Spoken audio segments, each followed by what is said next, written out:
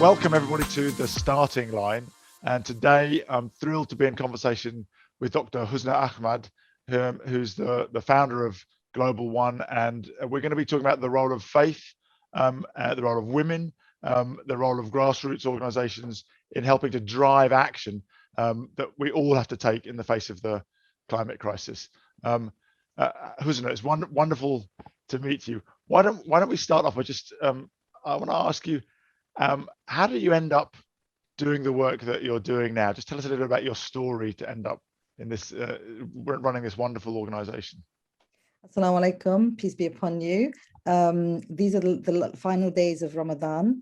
So it's very, Ramadan is a very special month for Muslims. So, I'm really delighted to be speaking to you, Nigel, during these days because, the environmental catastrophe and climate change is something very close to my heart. So how did I get here? I think I'm just probably one of those crazy people like you, Nigel, who just, is passionate about things and just feels that, you have to get involved and be an involved global citizen, I guess. And it's not, that I have any particular expertise around anything or that, I'm not a religious scholar or anything, but I just really feel that it's important, as a mother, as a grandmother now, to really connect the dots and find ways to get the communities, the global communities activated and understand, because from COP26, for instance, it's very much in the realms of science and politicians and, for the normal layperson, it just goes above your head. I mean, I'm, although I'm a lawyer by background, still, it's still gobbledygook to me, a lot of the stuff, so if it's like that for me with a PhD, so you can imagine for other people, how do we translate that? How do we make it bite sizes, and how do we, support and help communities to understand? Yeah, and of course. But what about yourself, Nigel? I mean, why are you interested in connecting the faiths with climate change? I mean, in the past decade, we've seen an emerging interest, and I'm really keen to find out from you why. Well, it often goes back to one's upbringing, right? I mean, the sort of a couple of big influences in my life as a young man. First of all, my father was an adventurer, an outdoorsman, and when he was a young man, he spent time in the Arctic, in Iceland and Spitsbergen in the far north. So of course, as a young man, I wanted to sort of. I was inspired to do that. So I spent quite a lot of time in Greenland and Iceland and Patagonia. And if you do that, even in the 1980s, you come across the physical effects of accelerated climate change, with glaciers not existing where they were on the map. So there's a sort of visceral understanding that something's really out of kilter. And I guess the other really important influence for me is my grandfather, who he was a mathematician and a professor, but really importantly, he was a Quaker. I wouldn't call myself a Quaker, but I've been very influenced by many of the values of Quakers in terms of acknowledging, that of God in everyone. That's a lovely phrase from Quakerism, that there's a fragment of the divine in every human, and so valuing everybody, not believing in that only the elite are important, but the Quakers famously don't have any. They have a very non-hierarchical, they call themselves the Society of Friends. They sit in a square and pray together. But also a very strong sense of that if you are privileged enough to have a great education and a great upbringing, then you have an obligation really to be in service to the community. And so I guess my father was also a civil engineer, so I ended up working in manufacturing, but I always had a very strong idea that something was wrong in terms of our relationship with the natural world. And by a series of lucky accidents, really, I ended up finding a way which have led me to this wonderful role that I have now, which gives me a chance to, and I'm just, for me, the real honor is it's just learning all the time. And so one thing I wanted to ask you about is that world that you talked about sort of scientists and politicians and business people is the one that I spend most of my time in. So I'm really intrigued as how you carry out that role of, as you say, bringing the complexity of climate change and COP26 down to earth so that it's something that everyday people can relate with, in particular people of faith. So could you tell us a bit about how, what are the sort of practices in Islam that allow you to build that bridge, in terms of, instead of, Article 6.1.3, paragraph 13.2, Yeah. something that people of faith can relate to? I think the beauty is that all the faith traditions, whether it's Islam or Christianity or Hinduism, all the faith traditions have that connection to the planet, to creation. We're all in awe of, the creation, and we all understand, our position. And I think what's been happening is, through the Industrial Revolution and other things. We've sort of lost that balance. And I think, as Muslims, for instance, we understand that we're stewards, we're custodians of the planet. And, it's not our planet to own, it's a trust that's been given to us to take care of. And, that's something that's not been happening. And I think, as a Muslim, we have our 5 pillars of Islam, and, we have our rituals and everything. And sometimes I feel that people forget that a sense of custodianism and stewardship, of the planet. And I think that's what, I want to remind people of. So, I think if you look in the Quran, there's so many places where it talks about nature, about creation, about our position, vis-a-vis the beauty of the world, water, the plants, everything.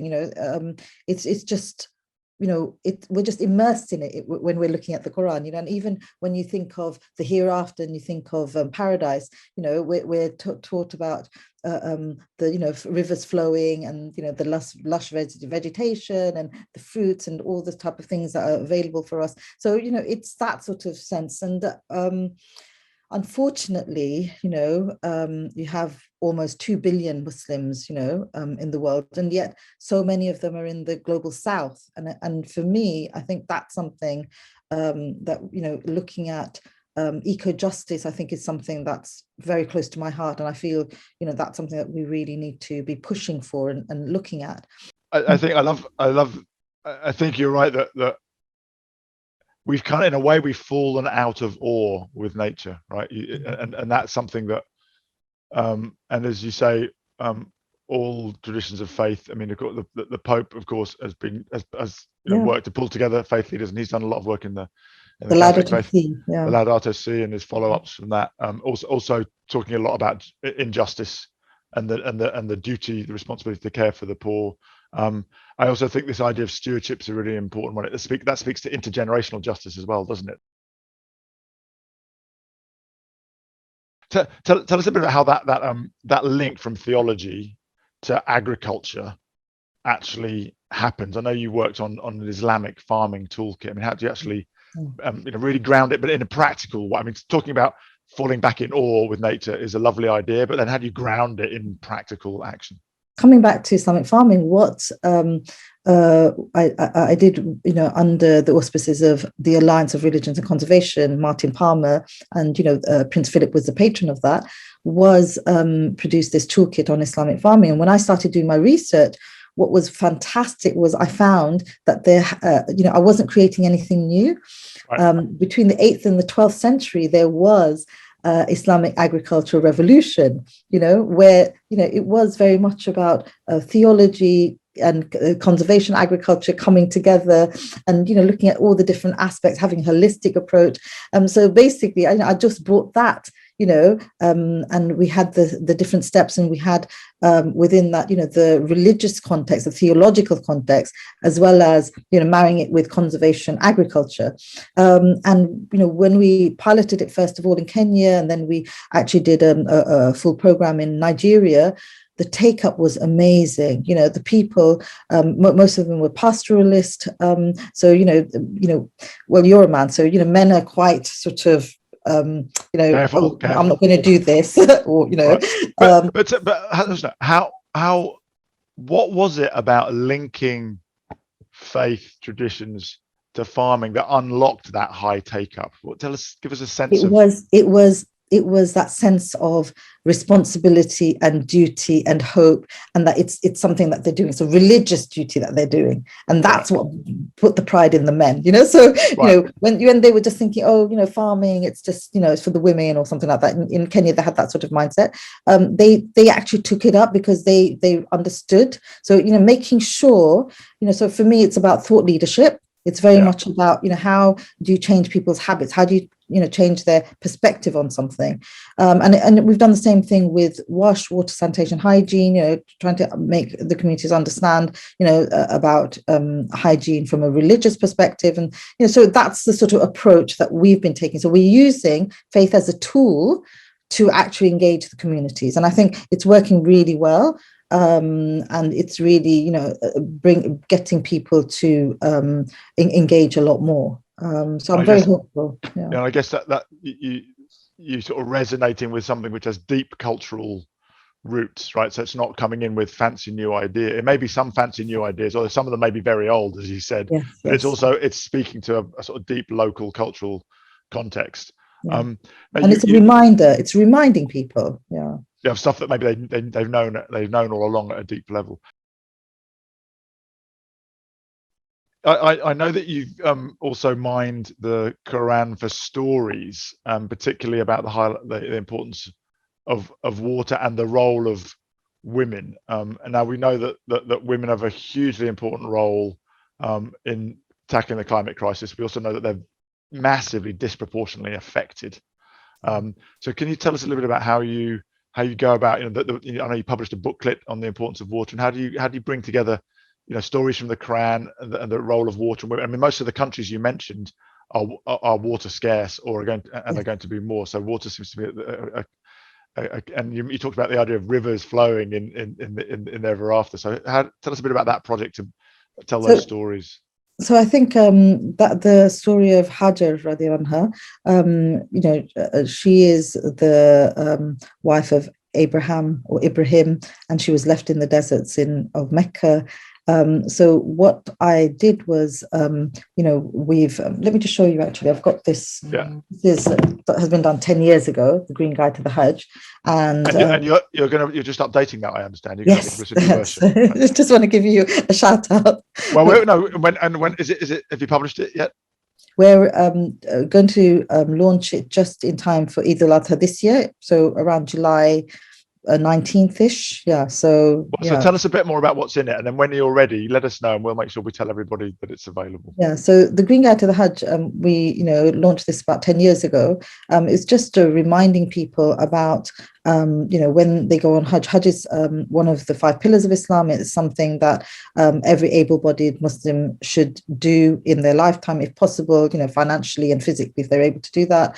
And so, what we're trying to do is use that as a moment where people start thinking and linking with the environment and their responsibilities as the custodian, and stepping lightly on the earth, and really reflecting on that. So usually pre-COVID, you would have about 2 to 3 million people converging on Mecca at a certain time, and they have to do all the different actions at the same time. Whether it's circum I can never say that word, but going around the Kaaba, walking around, yeah. There's a word for it. I can never get it out of my mouth. But anyway, and all these sort of things. So the amount of waste, whether it's plastic waste or other waste, it was just incredible. So, it was important that, we wrote this book and, launched it and everything. So it's been 10 years. So what we're doing now is we're, revising it, and we're also developing an app which people can use, so they can that can really help. And I think, we've also, matured in terms of our thinking and how, and I think the communities have also come a long way. So, this is something that we're really excited about. But when you're thinking about women specifically, with the Hajj, there's no difference between a man and a woman, in terms of the performance of the different activities. So that's why, I did the book on the Hajj, because, with her, she, had her baby Ishmael with her, and, there was no water, there was nothing there, but she was left there in the desert, on God's command.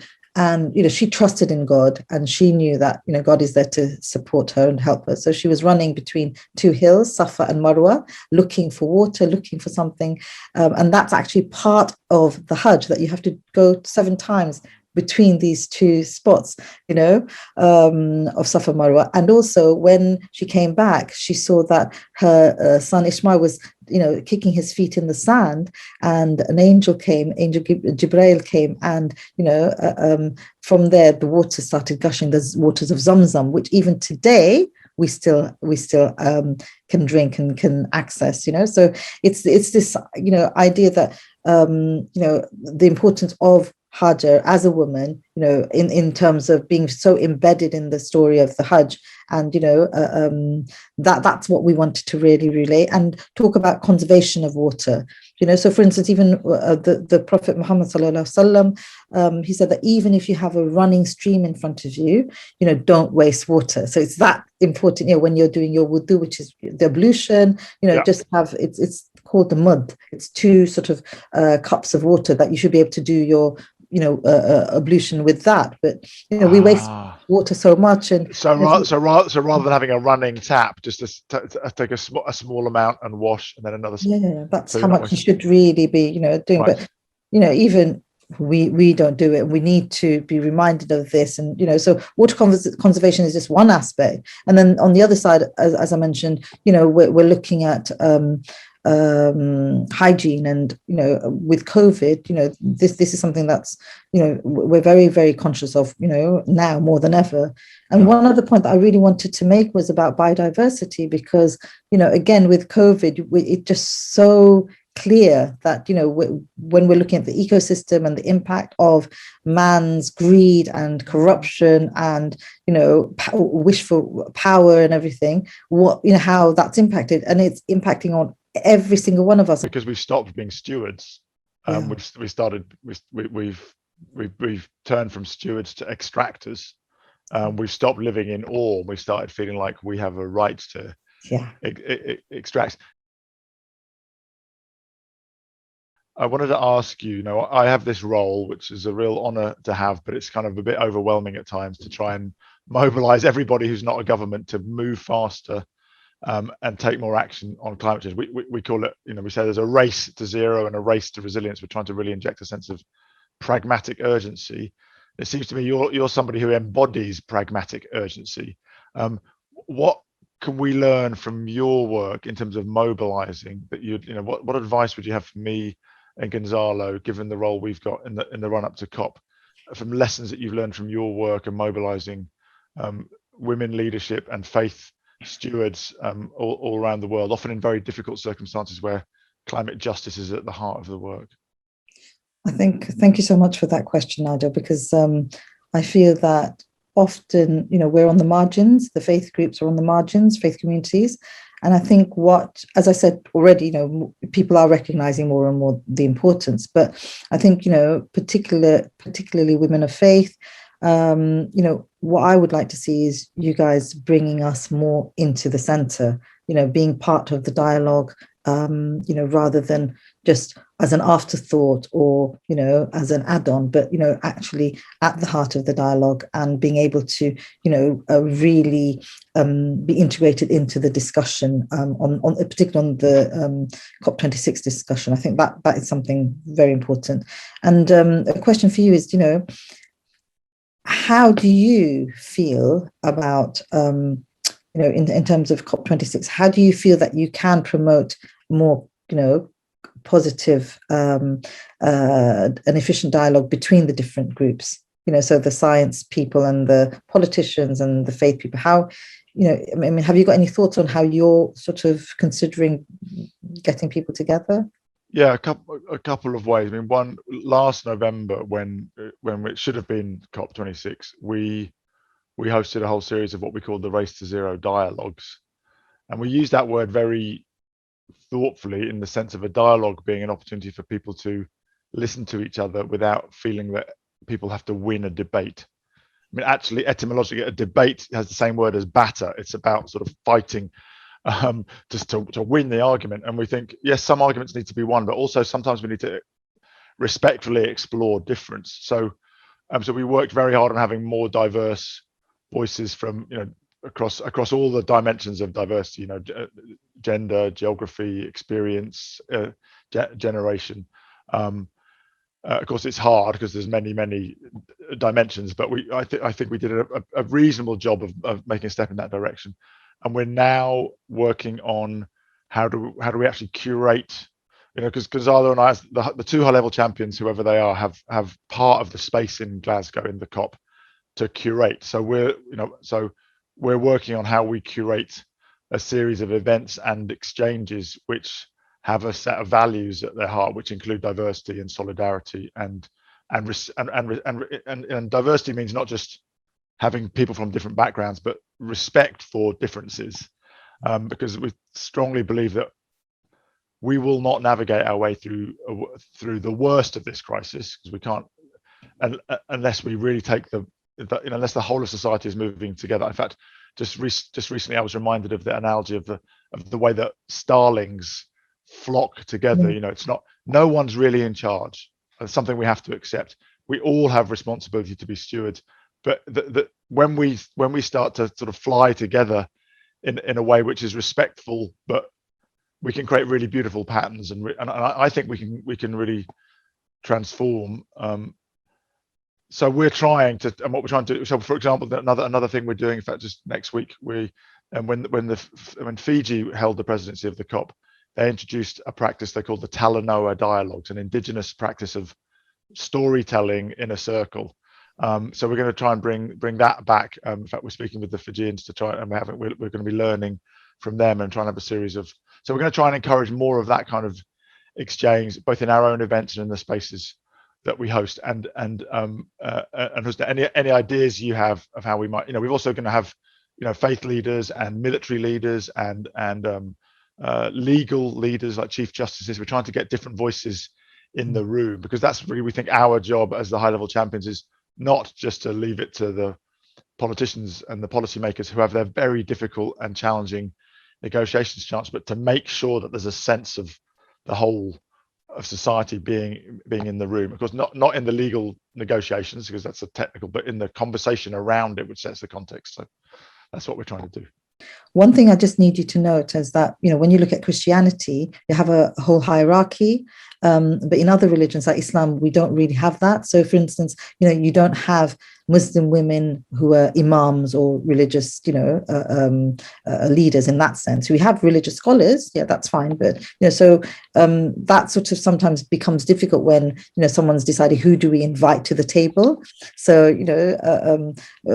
often I will sort of identify myself as an FBO actor rather than a religious leader or something like that. So I think that's something that you need to note. And also this other thing, and I'm sure you're very conscious of this, is the intersectionality between ethnicity, faith and gender. I think that's something that really needs to be brought front and center into the conversations, especially after last year with the Black Lives Matters movement, really pushing forward.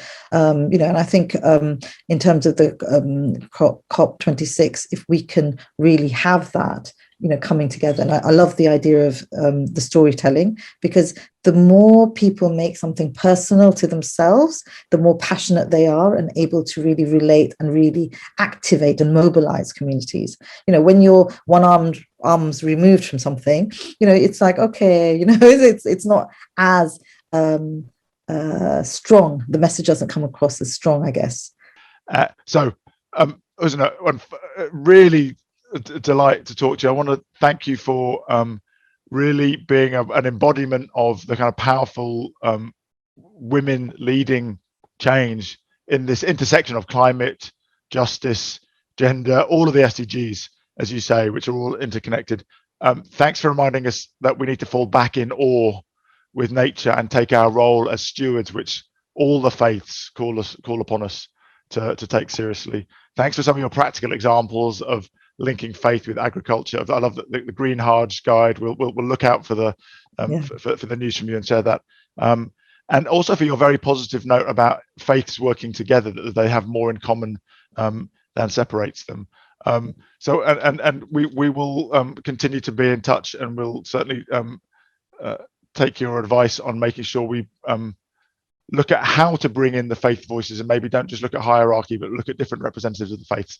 And with that, I wish you Ramadan Mubarak and Eid Mubarak. Mubarak, yeah. Thank you. Thank you so much, Nigel. It's been such a pleasure and so easy to be able to talk to you. So thank you so much. And it's been a real honor to have this conversation with you and learn a bit more about yourself as well. Thank you so much. Really lovely to meet you. Take care.